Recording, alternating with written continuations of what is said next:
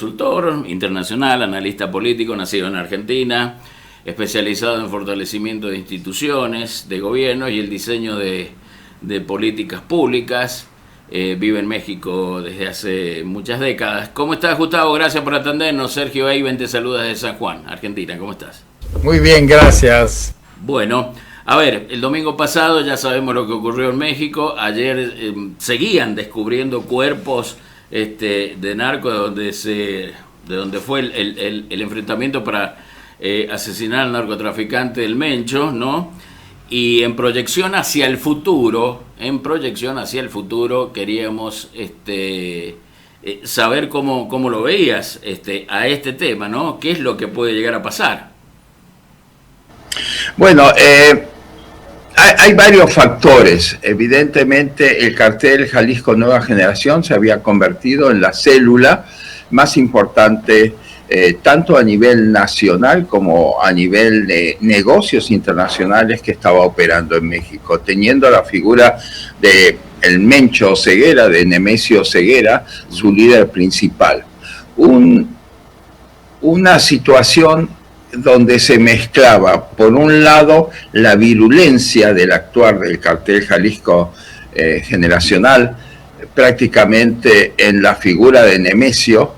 Él era el líder, no tenía, y como se va a ver después, la posibilidad de sustitutos. Y por otro lado, la reafirmación de la operatividad, yo diría, de un Estado paralelo dentro del modelo institucional que tiene México. Cuando digo modelo de Estado paralelo, el cartel y los grupos delictivos están operando en 27 de las 32 provincias que tiene el país. De los 2.200 municipios que tiene México, voy a quitar la provincia de Oaxaca, que por un problema antropológico y étnico cuenta con 500 municipios. Estamos hablando, una cuadra es un municipio, del lado de enfrente, incluso la vereda es otro. Quito esos 500 municipios. Podríamos decir que el crimen organizado está operando en 1.700 municipios del país. Entonces, ¿qué es lo que estamos viviendo? Por un lado, en ciertos lugares, la presencia muy fuerte, digamos, de estos grupos delictivos, donde en muchos de esos 1.700 municipios, ellos eligen el intendente, el jefe de policía, el tesorero y el director de obras públicas, que tienen, o sea, el control de toda la operatividad municipal. Ya el negocio no necesariamente es el cultivo de drogas, tenemos negocios ilícitos y negocios lícitos, entre ellos, y lo hemos comentado en otra oportunidad, por ejemplo, el negocio mundial de lo que ellos llaman el aguacate, para nosotros la palta, y de los limones o limas chiquititas. Ese es un mercado mundial controlado por ellos. Así de que cuando nosotros vamos al supermercado y vemos en la Argentina que una palta cuesta 2.000 pesos y, por ejemplo, en México cuesta aproximadamente $1 o $2 cada palta, y las cruzamos con el precio que le pagan al productor, estamos viendo que es un negocio, digamos, que totalmente lo domina. Ahora, por el otro lado tenemos dos cosas. Tenemos una política que venía realizando México desde el gobierno del presidente López Obrador, donde él señala en una suerte que la llama de intento de reconciliación nacional, él señala, evitemos combatirlos, si no vayamos en profundidad a combatir las causas de que genera este problema de la constitución de los grupos delictivos.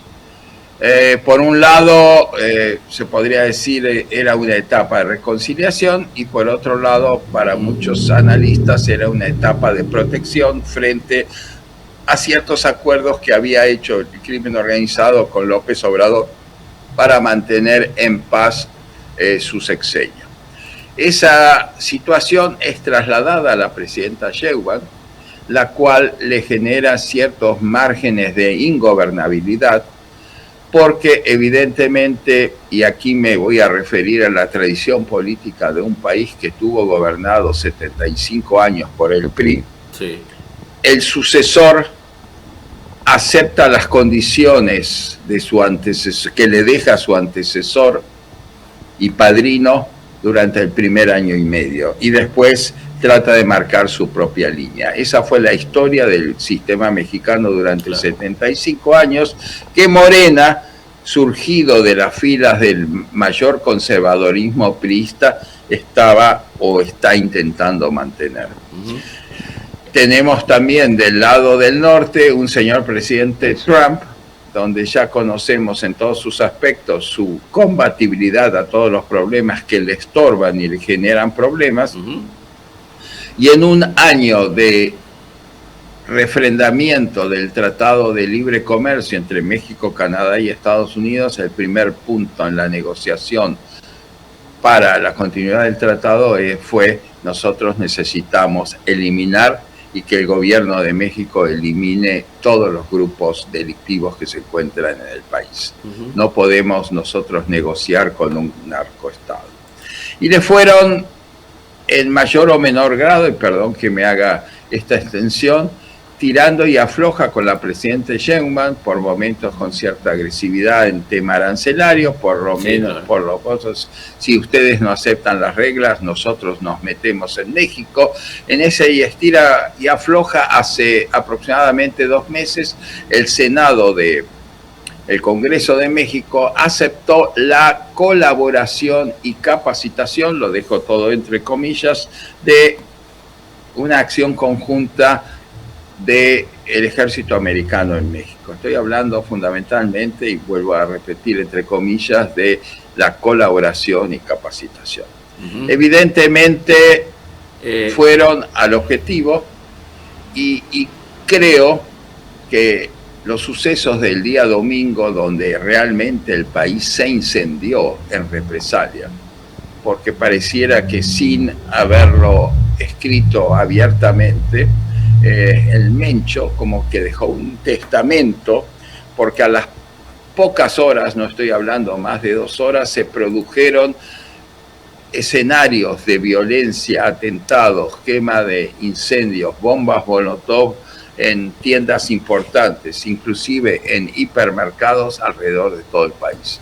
Inclusive, estoy hablando del lugar donde me ubico, una isla como es Cozumel, un lugar turístico prácticamente históricamente de puertas y ventanas abiertas, donde hubo 2 sucesos violentos, uno, la quema de uno de los pocos grandes supermercados que hay acá, y algunas tiendas de conveniencia, como podríamos decir, esas tiendas de autoservicios que están en las estaciones de servicio en nuestro país. Ahora, después de lo que has descrito, Gustavo, concretamente, ¿qué es lo que crees que sigue? Vos hablaste al principio el asesinato. Sí. Fue la captura, no fue asesinado. Fue muerto en el trayecto. Estamos hablando de que fue en el estado de Jalisco, en una población, Jalisco del Distrito Federal, podríamos decir una distancia muy parecida entre la ciudad de Buenos Aires y la provincia de Córdoba. Imaginémoslo que el atentado fue y la captura en una población, no sé, de la provincia de Córdoba. Lo llevaron en helicóptero a la Ciudad de México y se les quedó, y voy a utilizar la palabra común de la calle, se les quedó en el camino. Entonces, la pregunta era, y sigue estando latente, ¿la intención era capturarlo o era matarlo? La segunda pregunta es, ok, yo te lo entrego, pero no quedó en la letra chica o nadie lo leyó en qué característica lo entregaba, si lo entregaba vivo o lo entregaba muerto. Y es ahí donde quizás al día de hoy un poco podríamos decir punto y aparte, porque el temor, si el Mencho era llevado a una corte de Estados Unidos, es que pensara o empezara a hablar y confesar la relación de ese movimiento de ese grupo delictivo, inclusive con las fuerzas institucionales del país. Claro. Entonces, quizás es la pregunta que es lo que sigue. El hecho o el primer capítulo, no nos olvidemos también, y perdón que haga estas relaciones bastante, que pueden ser aisladas, pero tienen, México en 2 meses y medio va a ser sede del Mundial de Fútbol. Sí, señor. Guadalajara, la segunda ciudad del país, y con una tradición histórica futbolista, va a ser una de las sedes, y no estaba garantizada tampoco la seguridad. Todavía ayer empezaron a cuestionarlo algunos países, de que se pudiera celebrar en la ciudad o en el país de México el Mundial con todas las garantías en materia de seguridad. Creo que acá estamos analizando un grupo que llegó a cubrir y convertirse en un estado paralelo. Por otra parte, durante la pandemia, que la posición oficial también en México fue al principio bastante proclive a no tomar medidas drásticas, ellos repartieron durante el aislamiento, repartieron víveres, vacunas, todo tipo de asistencia social en las poblaciones de las provincias del centro de México donde tenían una presencia activa. Ni digamos de los niveles de armamentos, muchos de ellos más fuertes que las propias Fuerzas Armadas. Claro. Entonces, estamos quizás tocando la primera cabeza de una gran medusa que no sabemos cómo va a responder y quién va a tener el control aún.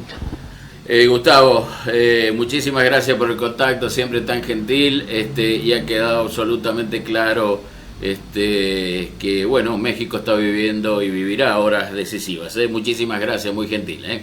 Gracias. Alta en el aire, potente en la tierra. Alta en el aire, potente en la tierra. 89.3